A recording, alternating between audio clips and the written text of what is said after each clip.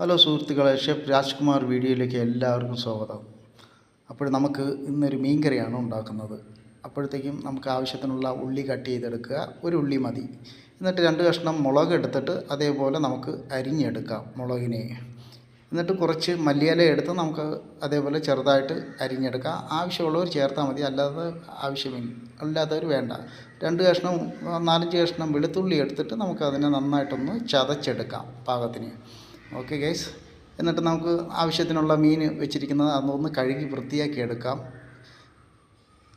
എന്നിട്ട് ആവശ്യത്തിന് നമുക്ക് ഉള്ള മസാലയാണ് അടുത്ത് ചേർക്കേണ്ടത്. കുറച്ച് തേങ്ങ ഇടുക, ആവശ്യത്തിന് എടുത്താൽ മതി തേങ്ങ. എന്നിട്ട് 2 കഷ്ണം മുളകും ഇട്ട് കുറച്ച് കറിവേപ്പിലയും ചേർത്ത് ഒരു ടീസ്പൂൺ മല്ലിയിലയും മഞ്ഞൾപ്പൊടി ഇട്ട് ആവശ്യത്തിന് വെള്ളം ഒഴിച്ച് നമുക്ക് മിക്സിയിൽ വെച്ച് ഒന്ന് കറക്കി നമ്മുടെ പാകത്തിന് നന്നായിട്ട് അരച്ചെടുക്കണം. എന്നിട്ട് നമ്മൾ ചട്ടി ചൂടായിട്ടുണ്ട്.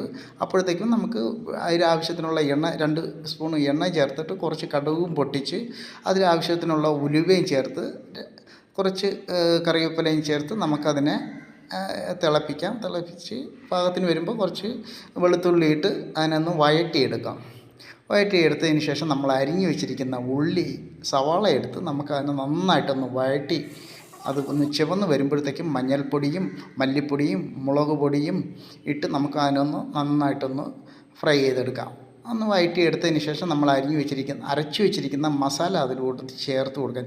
ചേർത്ത് അതൊന്ന് വെന്ത് വരുമ്പോഴത്തേക്കും നമുക്ക് നമ്മുടെ പാകത്തിന് കഴുകി വെച്ചിരിക്കുന്ന മീനിട്ട് ഒന്ന് മീനിട്ട് തിളപ്പിച്ച് നമ്മുടെ ആവശ്യത്തിന് ഉപ്പും എല്ലാം ചേർത്ത് കൊടുത്തതിന് ശേഷം ഒരു അരമണിക്കൂർ വേവിക്കുക. അരമണിക്കൂർ വേവിച്ച് വെന്ത് പരുവാകുമ്പോഴത്തേക്കും കുറച്ച് മല്ലിയിലയും കറിവേപ്പിലയും ഇട്ടിട്ട് നമുക്കൊന്ന് അടച്ച് വെച്ച് അതൊരു 2 മിനിറ്റ് ആയതിനു ശേഷം നമുക്കൊന്ന് ടേസ്റ്റ് ചെയ്ത് നോക്കാം. അടപ്പ് തുറന്ന് സുഹൃത്തുക്കളെ, എന്നാ ടേസ്റ്റ്! വല്ലാത്തൊരു ടേസ്റ്റ് തന്നെ.